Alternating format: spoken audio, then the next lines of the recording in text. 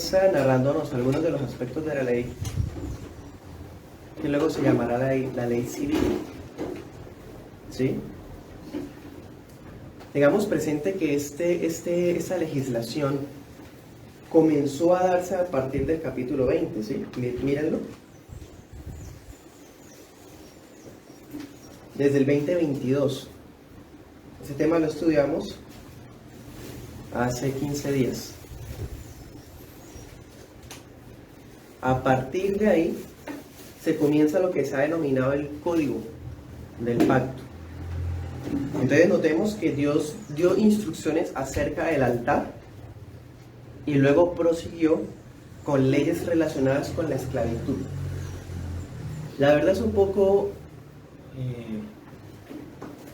difícil de comprender a primera vista por qué Dios, después de mostrar los principios para su adoración, comienza a hablar de este tema, ¿cierto?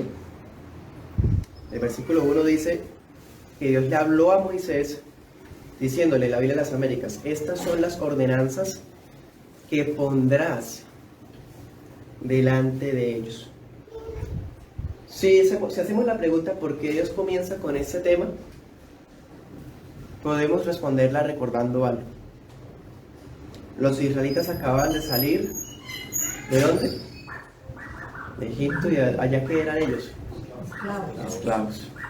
Entonces eso explica por qué Dios comienza a desarrollar el sistema civil a través de esta temática, porque ellos acababan de ser liberados de su condición como esclavos.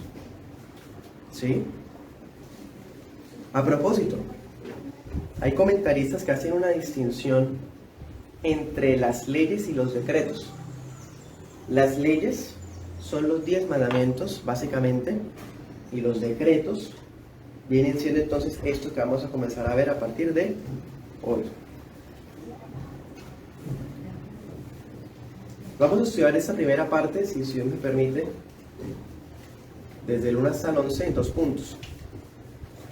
El primer punto vamos a verlo del 1 al 6. Y el segundo vamos a verlo del 7 al 11.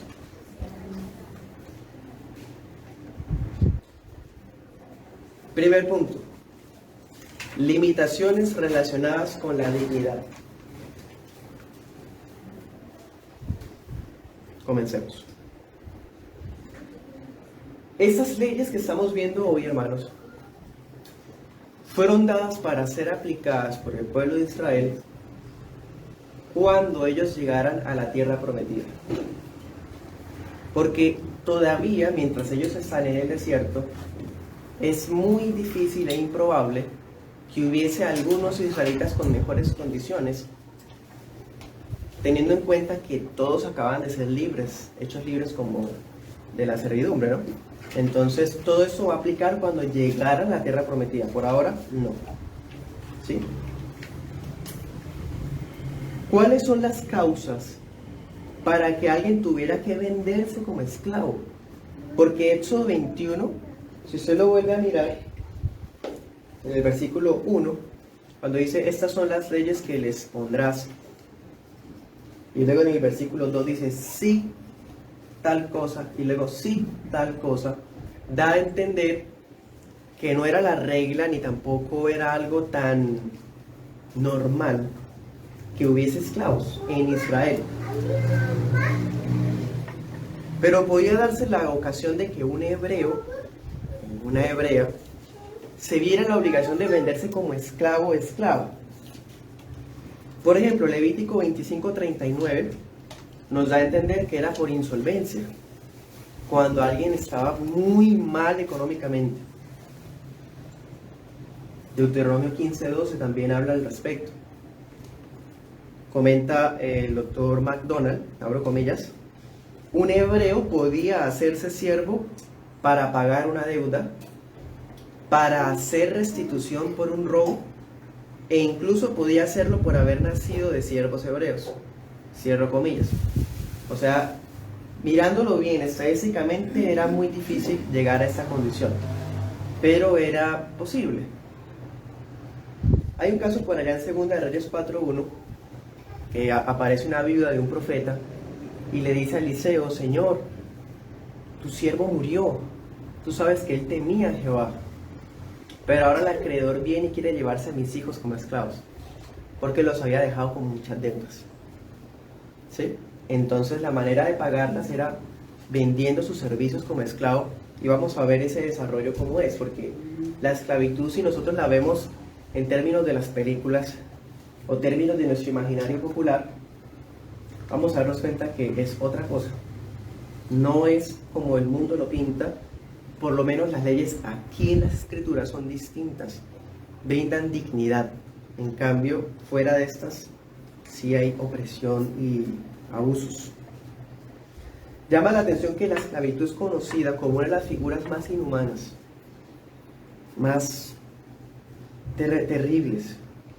Y notemos que en este tiempo, estamos hablando siglo XVII, antes de Cristo aproximadamente, la esclavitud era algo normal para todo el mundo.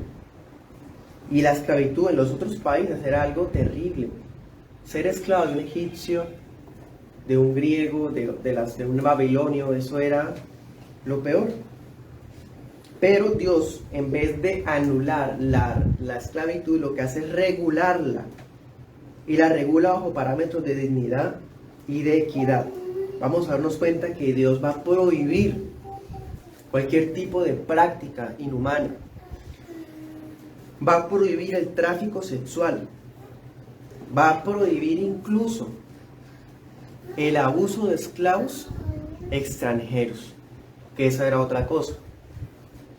Habían esclavos que la mayor, o mejor dicho, aquella forma más usual para tener esclavo era después de una guerra. El ejército enemigo que había perdido se tomaba como rehén, como prisionero de guerra, botín.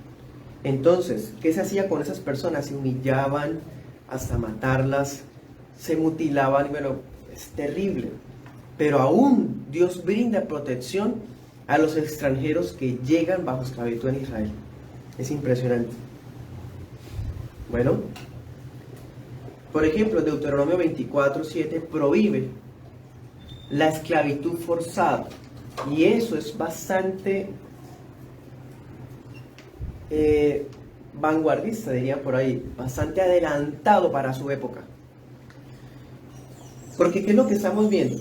En lo que yo les he dicho, la manera de ser esclavo era cuando la persona voluntariamente se veía en la obligación de ya ofrecerse como esclavo porque no había otra. O sea, que la esclavitud forzada estaba prohibida. Es más, en Deuteronomio 24:7 dice que si un israelita tomaba a otro israelita para hacerlos esclavos, tenía que morir, pena de muerte. Secuestrar a alguien para que ese alguien le sirva como esclavo, eso era pena de muerte. Ahora, si llegaba un extranjero, al extranjero sí se podía comprar. Y incluso Levítico 20, eso lo puede mirar, Levítico 25, 44 y 46, como los esclavos eran vistos como propiedad de un amo, entonces si el amo moría podían darse como herencia a los hijos. Eso solo aplicaba para los siervos extranjeros. Entonces, si por ejemplo alguien extranjero quedaba bajo la servidumbre de algún israelita, ese extranjero podía darse en herencia al heredero, porque era una propiedad del israelita. Pero eso no nos dice nada. Si un israelita moría y el israelita era un hebreo, ¿sí?, bajo esclavitud, ese sí no se daba herencia porque era libre inmediatamente.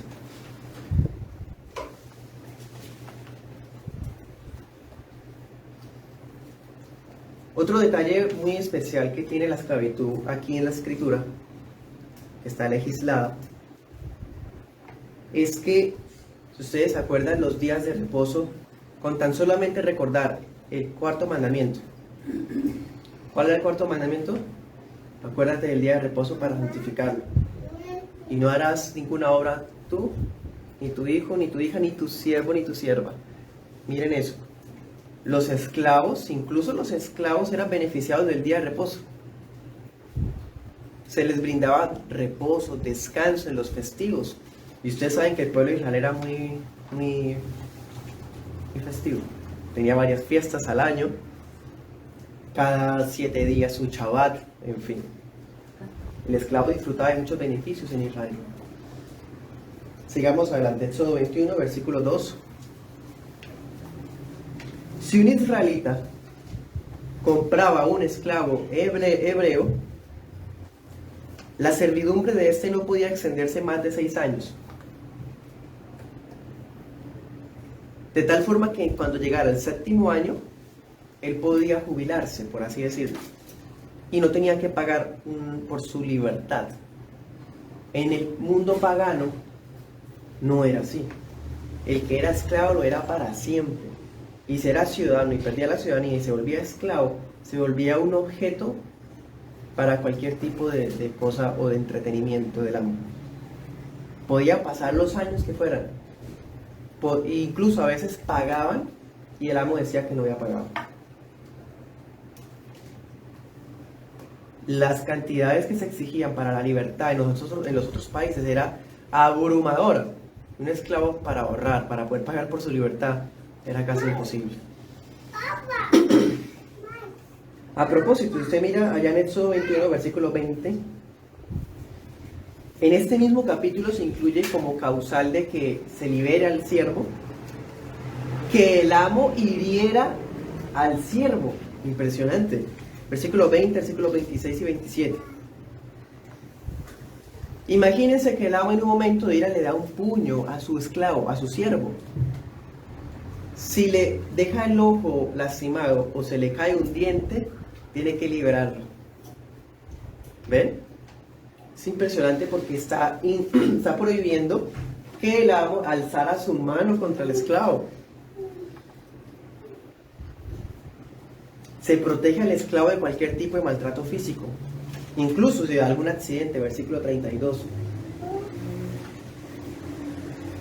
Esas son garantías, hermanos, bastante avanzadas para esta época. Ahora, la parte más difícil de estos textos está en el versículo 3. ¿Qué pasaría si el esclavo o el hebreo,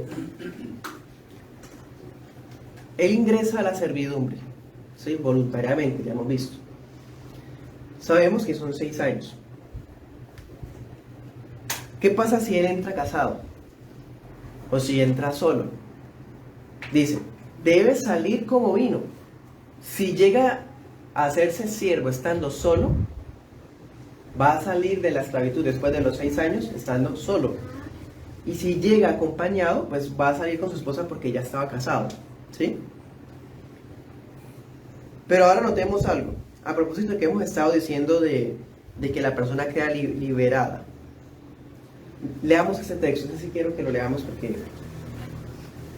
el texto paralelo de esto que estamos estudiando hoy se encuentra en Deuteronomio 15, del 12 al 18. Leamos algunos versos de ese pasaje. Deuteronomio 15, 12.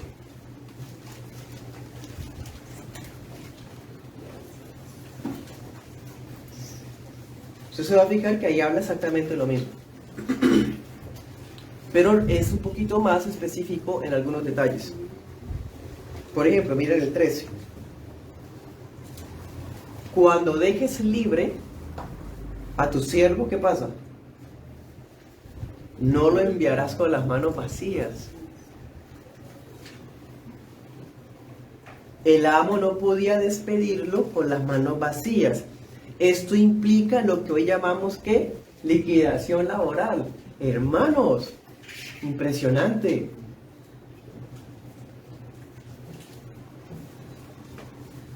Ahora miremos el 14. Dice, lo abastecerás. ¿Cómo? Liberalmente. De tus ovejas, de tu era, de tu lagar. Le harás de aquello con que Yahvé te haya bendecido.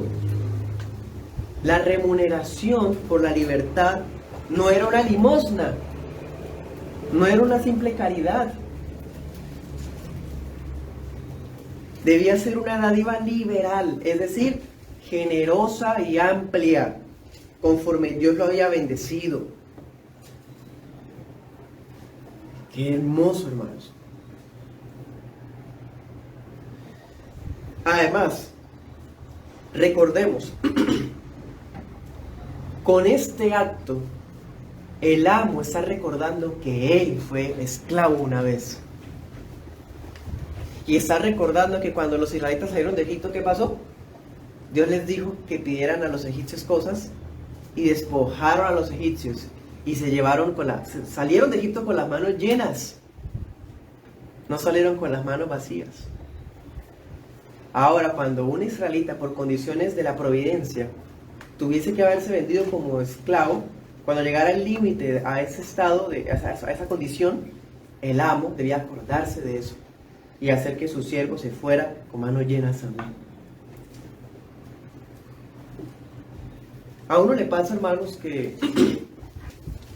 cuando uno tiene experiencias duras de escasez, de enfermedad o de pecado, puede uno llegar a ser compasivo con personas que hayan vivido experiencias de escasez, de enfermedad o de pecado.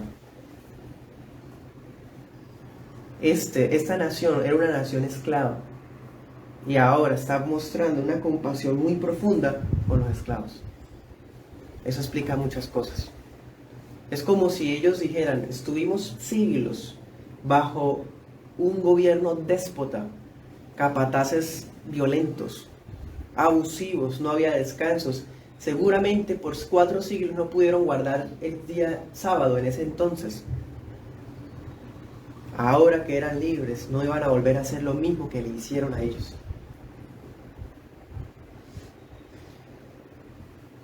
Miren el versículo 18 de Deuteronomio 15.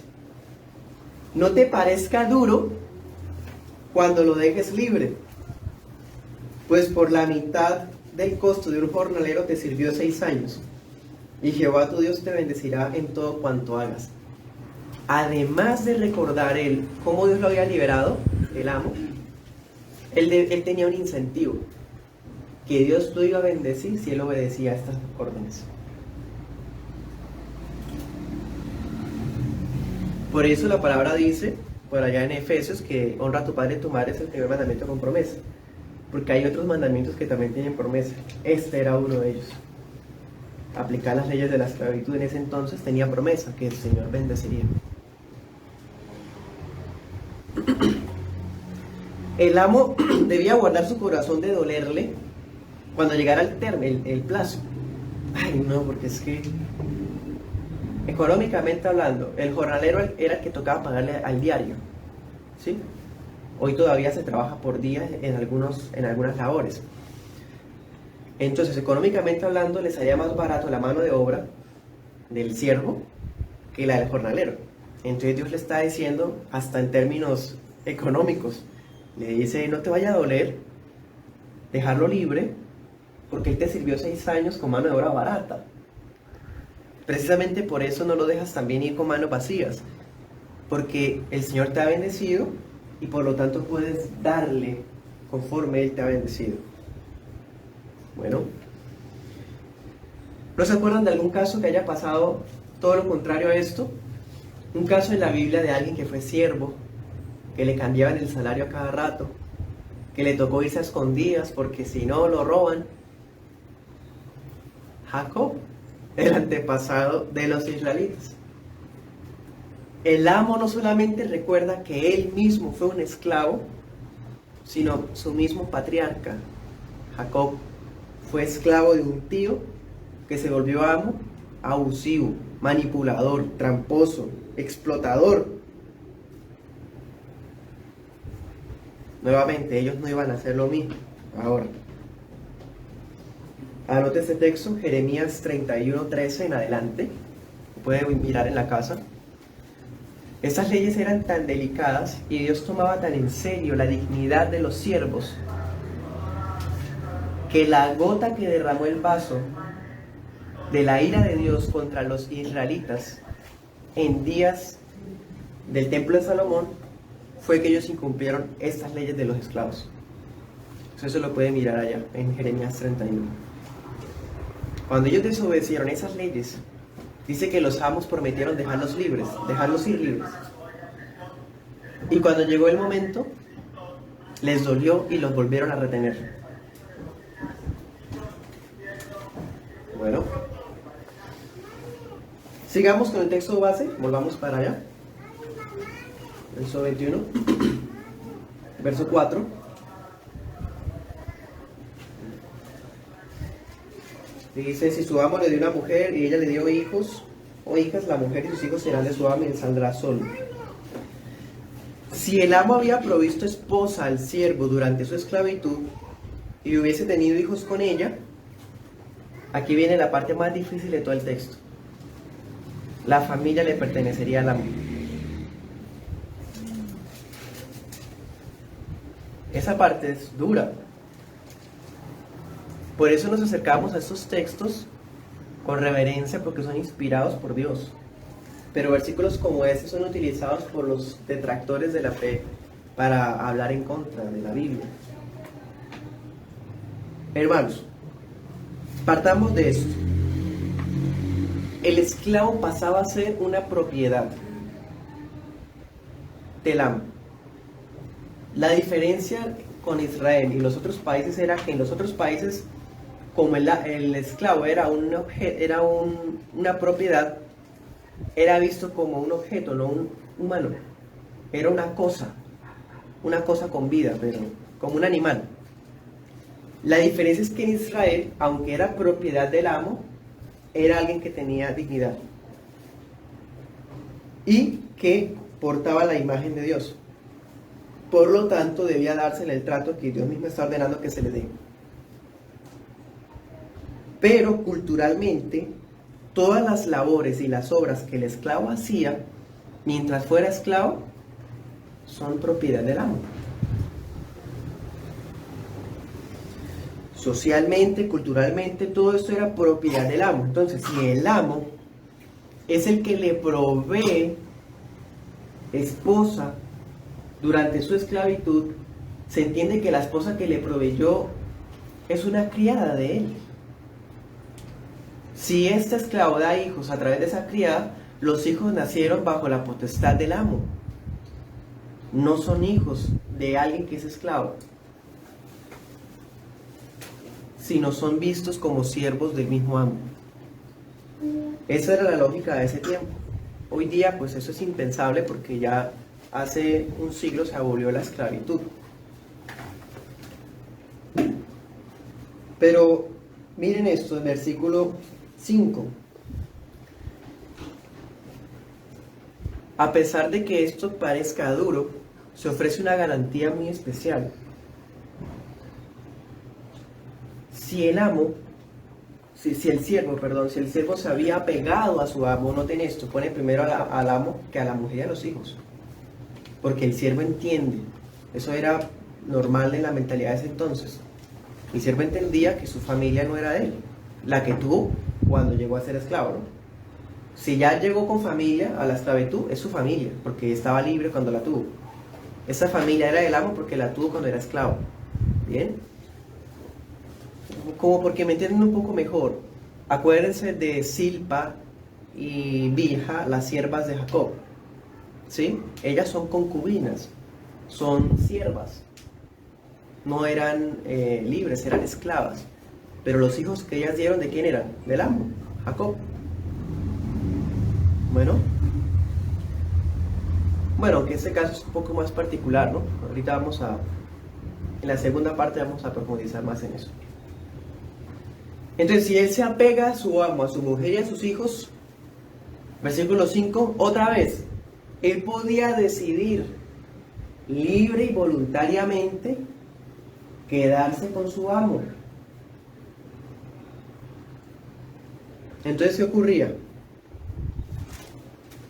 Versículo 6. Si ese era el caso, que el siervo que quisiera continuar estando en casa de su amo porque se apegó a él, alguien se va a pegar a un amo? Porque había buen trato, hermanos. Era digno. Allá tenía toda su manutención, el amo le proveía alimento, techo. ¿Sí? Sí, es más, si él ya había llegado casado, el amo estaba en la obligación de sostener a la familia de él. Si el amo fue el que le proveyó esposa, el amo es el que tiene la obligación de proveer alimento a la familia esa de los esclavos. Entonces, ocurría que a los siervos les iba muy bien estando bajo esclavitud con los israelitas. Por eso se daba esto, que se apegara al amo. En ese caso, entonces, debían ir juntos, debía ir con su amo ante Dios, dice la Biblia de las Américas. Esa expresión en hebreo da a entender los jueces. Por eso otras versiones dice jueces. ¿Sí? ¿Y qué pasaba? Le perforaban la oreja con una lesna junto a la puerta o al poste. La cicatriz que quedaba, la perforación, el agujero, era una señal visible de que este era un esclavo para siempre. Esclavo de ese amo para siempre. Deuteronomio 15:17 dice que esto aplicaba tanto a varones como a criadas.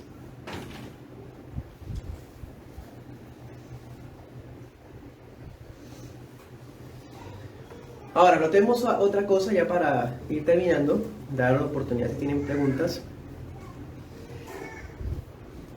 Notemos que en el verso 6 dice: así será su siervo para siempre, ¿no? Así termina el verso 6. Hace 15 días vimos el tema de la eternidad de Dios y nos dimos cuenta que hay algunas situaciones donde Dios habla de perpetuidad, de sempiterno, de para siempre, que realmente no son cosas eternas, sino que Él mismo en algún momento va a ponerles un fin. Esto es un ejemplo de eso, porque dice, será su siervo para siempre. Si tuviéramos esto no más, ¿qué pensamos? Ya, hasta la muerte, queda toda la vida como un esclavo. Pero no es así. Levítico 25:40, anote el texto, dice que era hasta el jubileo. El jubileo, eso lo vamos a ver en su momento, era una fiesta que se celebraba cada 49 años, porque era la suma de 7 años consecutivos, 7 por 7, 49, el año 50 era el jubileo. En el jubileo, todos los esclavos eran libres. Así que cuando Dios dice para siempre, no es decir para siempre, porque Él mismo colocaba un límite a ese día, a ese término. Así es Dios, hermanos. La ley de Dios es eterna. Los adventistas y algunas sectas señalan a las iglesias bíblicas de que su discurso de la gracia hace que la ley no sea eterna. Eso es falaz. Nosotros creemos que la ley es eterna, pero el Dios legislador que da la ley es el mismo que puede reformarla, mejorarla, perfeccionarla o cambiarla. Y eso es un ejemplo de eso. Dios mismo de su boca dice para siempre, pero luego en Levítico 25 limita ese para siempre con la libertad. ¿Bien? Y así va a pasar con muchas cosas en el Antiguo Testamento y en la ley de Moisés.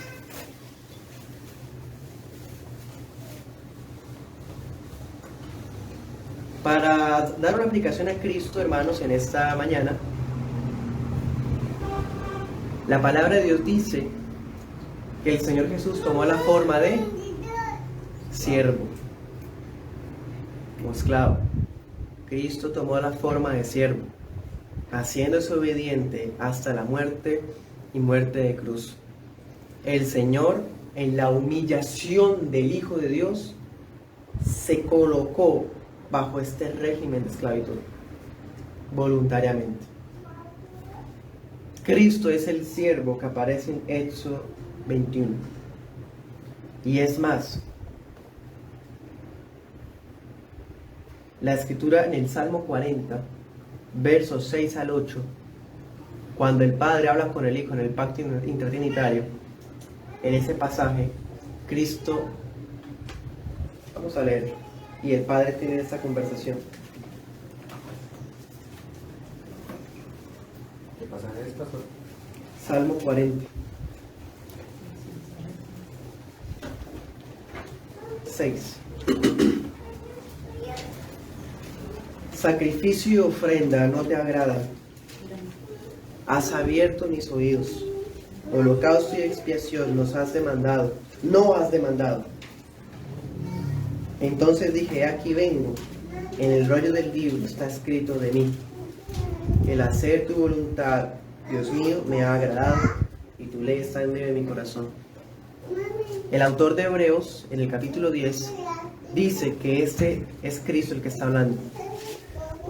Y como Cristo toma la forma de siervo, Dios le abrió los oídos para que como siervo obedeciera al Señor mientras estuvo en la carne.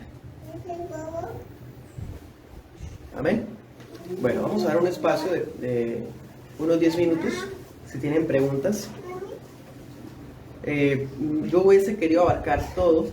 No fui capaz porque vi la necesidad de ser bastante pausado porque es un tema complejo. Entonces después seguimos con la segunda parte. Si tienen preguntas, tienen la oportunidad. Pastor,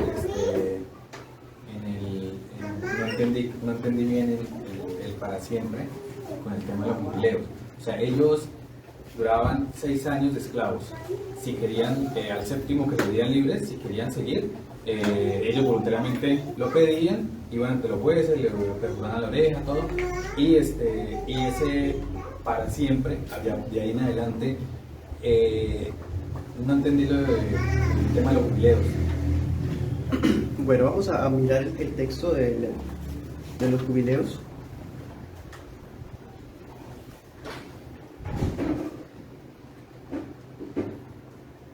Levítico 25.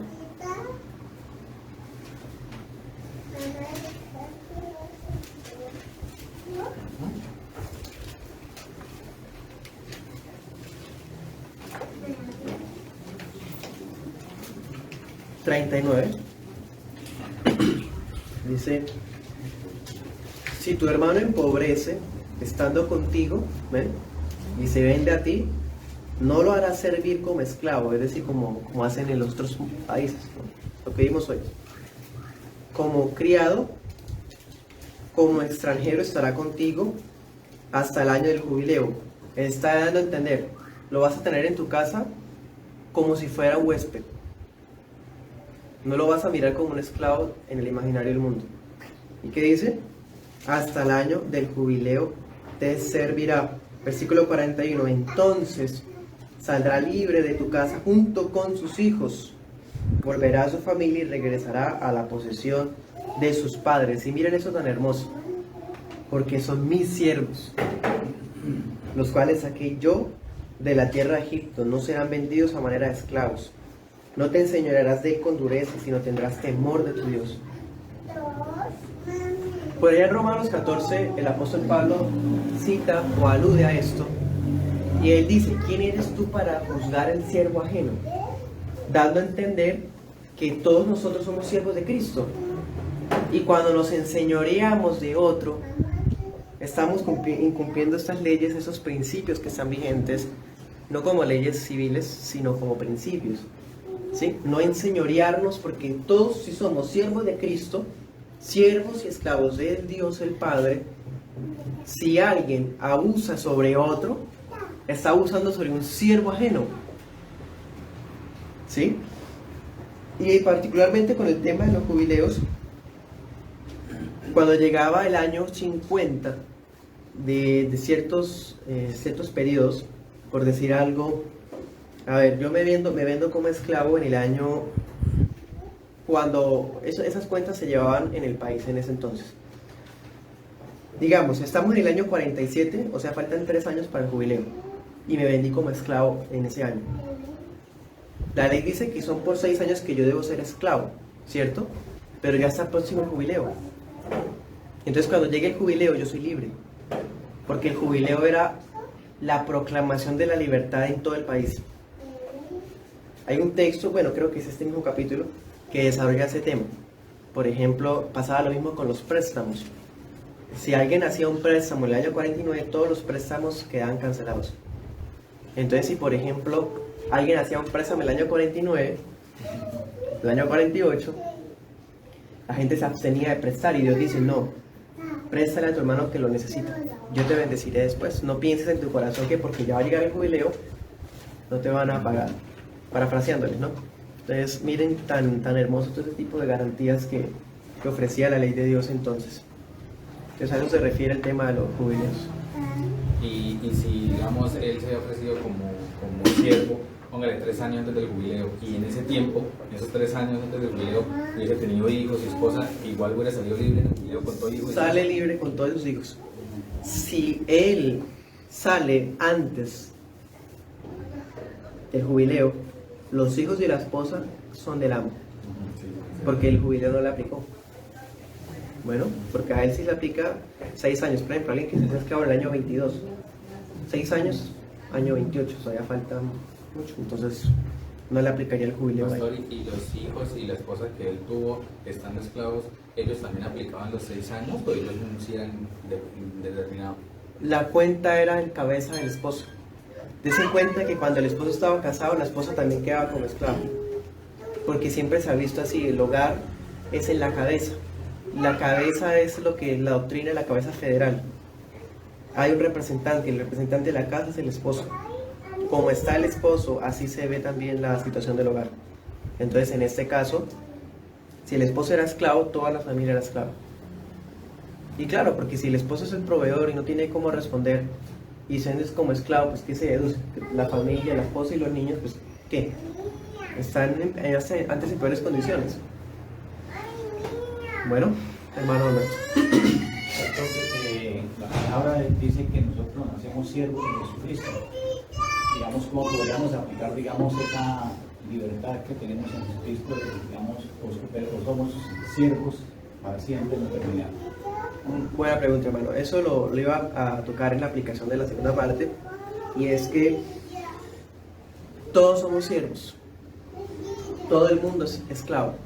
O son esclavos de Satanás, o son esclavos de Cristo. Nadie es libre. La gente es esclava del mundo, de sus pasiones, del sistema, de lo que sea, las falsas filosofías, o es esclavo de Cristo. Hoy hemos visto la diferencia de esclavitudes, lo diferente que es ser esclavo en Israel a ser un esclavo en el mundo. Entonces, hoy estando en Cristo, somos esclavos de Cristo, pero contamos con garantías tan especiales que ya no los llamaré siervos, sino amigos. ¿Sí? Y más aún, ya no son esclavos, sino hijos de la libre. Y como hijos de la libre, también coherederos juntamente con Cristo. Entonces, ser siervo de Cristo, ser esclavo de Cristo, es la mejor libertad que existe.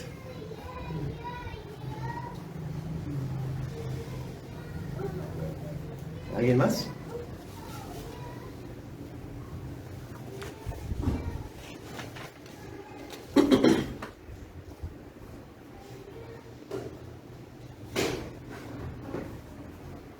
Pastor, un comentario, digamos lo que usted decía al principio, ¿no? El mundo, cuando no tiene conocimiento de la escritura, ni profundiza en la palabra de Dios y lo que verdaderamente significa, pues le da interpretaciones negativas, ¿no? Realmente extremas. En el caso de la esclavitud, pues muchos pueden decir, mira, es que Dios es injusto, ¿cómo va a poner las leyes para los esclavos? ¿Cómo van a colocar esas cosas? Pero cuando profundizamos, como el caso que hemos hecho con usted hoy, que hay una claridad en la mente de uno perfecta, que el Señor es perfecto y lo que Él ha dicho no tiene ninguna duda. Así es.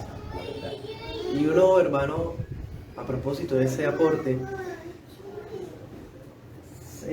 aún los cristianos tienen en su mente muchos prejuicios.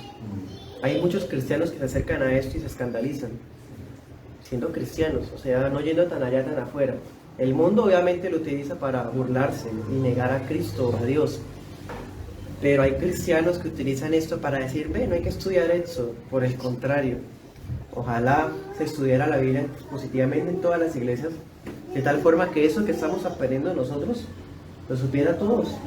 Se supone que el cristiano debería saber todo esto, cómo aplicaba realmente, que no era algo inhumano, algo horrible, no, todo, hay una dignidad no como la que se habla hoy en el constitucionalismo del mundo, sino una dignidad que se basa en la imagen de Dios.